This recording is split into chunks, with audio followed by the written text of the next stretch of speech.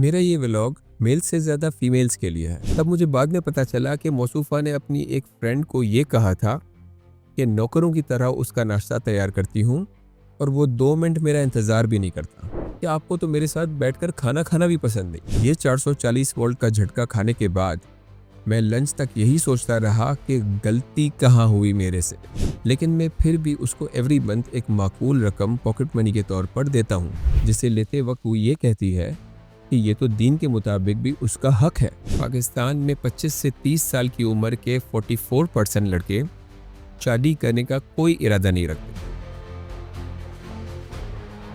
मैंने अपने फेसबुक पर पोस्ट की ये जानने के लिए कि मुझे किस टॉपिक पर व्लॉग करना चाहिए।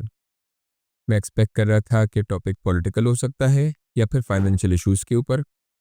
As majority of my followers are students, so career counselling भी मेरे जहन में आ रहा था। लेकिन हैरत अंगेज तौर पर 2230 लोग जिन्होंने रिस्पॉन्ड किया, उसमें से 57% लोगों ने रिलेशनशिप इश्यूज़ के ऊपर मेरी सजेशंस मांगी या मेरे इल्म में इजाफा करने की कोशिश की, ये जानते हुए भी कि मेरे पास इस टॉपिक पर इल्म के साथ साथ अच्छा खासा एक्सपीरियंस भी है। एनीवेज, उन 57% में से क्योंकि 93% मेल्स थे और अगर उनकी डिमांड पर मैं ये व्लॉग कर भी रहा हूँ, तो ऑब्वियसली मेरे पॉइंट ऑफ व्यू का थोड़ा सा टिल्ट मेल इश्यूज़ की तरफ हो सकता है, बट आई एश्योर यू कि एक व्लॉग फीमेल इश्यूज़ पर भी मैं करूँगा, जिसके लिए मुझे आपके इनपुट की सख्त ज़रूरत होगी। इसलिए अगर आज के व्लॉग में अगर किसी बात पे किसी एक जेंडर की दिल आज़ारी हो जाए, तो पहले से कहा सुना माफ़। जो इनपुट्स मैंने कंपाइल किए हैं, उनका एक मजमुआ बनाकर किसी को रेफ़र किए बगैर और ये मेंशन किए बगैर कि अपना दुख बयान करने वाला मर्द ईदर मैरिड है या एंगेज्ड या जस्ट कमिटेड है, मैं वर्ड पार्टनर यूज़ करूँगा ताकि इशू को समझने और इसको रिजॉल्व करने की बजाय कपल्स के दरमियान ये बहस ना छिड़ जाए कि क्या तुमने ये फजूल टॉपिक मैसेज किया था, और अनजाने में ये व्लॉग चलती पर तेल का काम ना कर दे। अब मुद्दे की तरफ जाने से पहले एक फैक्ट शीट रखना भी बहुत ज़रूरी है, जो कि इस इशू से डायरेक्टली रिलेटेड है। वो फैक्ट ये है कि पाकिस्तान में 25 से 30 साल की उम्र के 44% लड़के शादी करने का कोई इरादा नहीं रखते। वैसे ये एक एवरेज फिगर है और डिफरेंट सर्वेज जिनमें से किसी किसी में ये ख्याल रखने वालों का तनासुब 39% या 49% तक भी है। ये रेशो मुझे इसलिए भी अनरियलिस्टिक लगता है कि अक्सर लोग डिसीजन मेकिंग की उस एज तक नहीं पहुंचे हुए होते जिनका कोई भी फैसला हतमी करार दिया जा सके, और उनमें से मेजॉरिटी नहीं तो अक्सर मर्द आखिरकार हालात के दबाव में आकर शादी कर ही लेते हैं। सितम ज़रीफ़ी देखें कि हमारे वक्त में हमें शादी का सिर्फ जोश नहीं बल्कि वलवला भी होता था, और कभी भूले भटके से हमारी शादी की बात चल भी पड़े तो खुशी से गाल गुलाबी और दिल बाग बाग हो जाता था।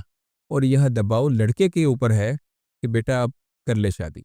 टॉपिक के मेन पॉइंट पर वापस आते हुए ये भी ऐड करना लाजमी है कि ख़वातीन में भी एक वाज़ेह तादाद शादी ना करने की पाई जाती है, और इनके रिप्लाई में एक चीज़ कॉमन पाई जाती है कि ये सब लड़कियां जॉब्स या अपना बिजनेस करती हैं और अपने आप को फाइनेंशियली इंडिपेंडेंट समझती हैं या उनको लगता है कि उनको किसी के डिपेंडेंट होने की ज़रूरत नहीं।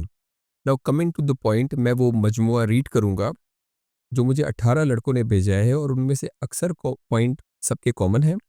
सो I have put it in a shape of letter जो मैं अब पढ़ने जा रहा हूँ। मेरी पार्टनर को लगता है कि मैं शायद उसके इक्वल राइट्स टू लिव को एक्सेप्ट नहीं करता और वो मजलूम है।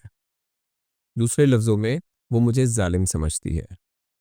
उसके मुताबिक जब मैं अपने दोस्तों के साथ जाता हूँ तो मैं वो वक्त जो उसका हक है किसी गैर को दे देता हूँ, जो कि उसके साथ नाइंसाफ़ी है। यहाँ मैं मेंशन कर दूँ कि 2 जॉब्स करने की वजह से मेरी मेरे फ्रेंड से मुलाकात सिर्फ सैटरडे नाइट्स को ही हो सकती है, और वो भी कभी किसी और दोस्त के घरेलू प्रेशर की वजह से ना आने से लास्ट मिनट पर कैंसिल भी हो जाती है। मेरी पार्टनर की लास्ट क्लब हमारे घर थी, जिसके लिए मुझे न सिर्फ बहुत सारी ग्रोसरीज परचेज करनी पड़ी, बल्कि क्लब के दौरान घर से बाहर भी रहना पड़ा, क्योंकि मेरी वाइफ नहीं चाहती थी कि हमारे उस छोटे से घर में मैं उसकी क्लब के दौरान उसकी फ्रेंड्स के सामने मंडलाता फिरूं। हाँ, लेकिन मुझे उसने उस दिन अपने फ्रेंड्स में जाने की इजाज़त दे दी, लेकिन मैं नहीं जा सका। क्योंकि ऐसी कोई अपॉर्चुनिटी मेरे किसी फ्रेंड को नहीं मिली थी। एक दिन मुझे हलवा पूरी खानी थी, तो मेरी वाइफ ने मना कर दिया, ये कहकर कि वो ऑयली आइटम्स को अवॉइड कर रही है ताकि वेट रिड्यूस कर सके। लेकिन 4 दिन बाद जब उसको क्रेविंग हुई तो मुझे भी ना चाहते हुए भी खानी पड़ी। क्यों खानी पड़ी? अगर मैं चाहता तो सिर्फ उसके लिए पूरी लाता और खुद अपना फेवरेट ऑमलेट बना के खा लेता। ना, ये गुस्ताखी मैं पहले कर चुका हूँ, जिसकी नाराज़गी ख़त्म करने के लिए मुझे 6,000 रुपए की इमिटेशन रिंग गिफ्ट देनी पड़ी थी। उसमें नाराज़गी ख़त्म तो नहीं हुई थी, वक्ती सीज़ फायर हो गया था। लेकिन जब भी मुझसे कोई दोबारा गुस्ताखी हो जाती है, तो ये गिला सामने आ जाता है, 5 साल में 1 रिंग दिलाई, वो भी नकली। एक और भाई ने लिखा है कि मेरी वाइफ ब्रेकफास्ट रेडी करके रख देती है और चाय लेकर आने में उसको 5 से 10 मिनट लग जाते हैं। इसलिए मैं अक्सर नाश्ता ठंडा करके खाता हूँ। एक और भाई ने लिखा है कि मेरी वाइफ ब्रेकफास्ट रेडी करके रख देती है और चाय लेकर आने में उसको 5 से 10 मिनट एक्स्ट्रा लग जाते हैं। इसलिए मैं अक्सर नाश्ता ठंडा करके खाता हूँ। अगर मैं उसके लिए रुकता हूँ तो वो आकर कहती है कि खाने को इंतज़ार नहीं करवाते। लेकिन एक बार मैंने ऐसा ही किया और खाना खा लिया। जब वो चाय बनाकर आई तो मैं खाना खा चुका था। तब मुझे बाद में पता चला कि मौसूफ़ा ने अपनी एक फ्रेंड को ये कहा था कि नौकरों की तरह उसका नाश्ता तैयार करती हूँ और वो 2 मिनट मेरा इंतज़ार भी नहीं करता। एक दिन मैंने सोचा कि नाश्ता मैं बना लेता हूँ। नाश्ता बनाते ही मुझे वॉशरूम जाना पड़ा और मैंने उसको कहा कि तुम खाना शुरू करो, मैं अभी आता हूँ। जब मैं वापस आया तो मौसूफ़ा खाना खा चुकी थी लेकिन मुंह बनाकर बैठी हुई थी। मैंने जब पूछा कि क्या हुआ तो बोली कि आपको तो मेरे साथ बैठकर खाना खाना भी पसंद नहीं। ये 440 वोल्ट का झटका खाने के बाद मैं लंच तक यही सोचता रहा कि गलती कहाँ हुई मेरे से। एक मजलूम ने ये लिखा है कि मेरी पार्टनर भी एक जॉब करती है और अपने आप को न सिर्फ इंडिपेंडेंट समझती है बल्कि मुझसे equal rights and behaviour expect करती है। लेकिन मैं फिर भी उसको एवरी मंथ एक माकूल रकम पॉकेट मनी के तौर पर देता हूँ, जिसे लेते वक्त वो ये कहती है कि ये तो दीन के मुताबिक भी उसका हक है। यहाँ इक्वालिटी गई तेल लेने। लेकिन कभी अगर मुझे ज़रूरत पड़ जाए तो मैं सोच भी नहीं सकता कि उसकी रकम में से मुझे कुछ उधार भी मिल सकता है, क्योंकि उसके हक पर नज़र रखना है। दरअसल जब औरत इक्वल राइट्स मांगती है तो उसका मकसद उसके राइट्स नहीं होता, वो तो सारे के सारे उसी के हैं। औरत का मकसद इक्वल राइट्स से मर्द के राइट्स में से आधे राइट्स का हासिल करना होता है। तो अगर किसी मर्द को गलतफहमी है कि औरत के राइट्स में भी उसका शेयर हो सकता है, तो अपने दिमाग का कहीं से इलाज करवा ले। आपने अक्सर सुना होगा कि औरत 24/7 काम करती है, चाहे वो जॉब करती हो या हाउसवाइफ, चाहे माँ हो, ससुराल में बहू या बाप के घर में बेटी।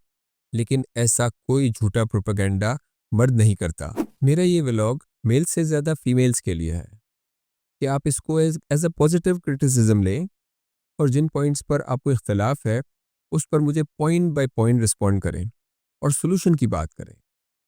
ये सोल्यूशन कोई मिडिल वे भी हो सकता है। और जान की अमान पाऊँ तो अर्ज़ है, अगर आपको लगे कि ये पॉइंट वैलिड है तो kindly go for a self correction, self accountability, so that survey के मुताबिक जो आज की जनरेशन में शादी ना करने के लिए माइंडसेट बढ़ रहा है वो चेंज किया जा सके। इंशाल्लाह एक व्लॉग फीमेल के पॉइंट ऑफ व्यू पर भी करूँगा, जिसके लिए आप मुझे कमेंट्स और मैसेजेस कर सकते हैं। Thank you.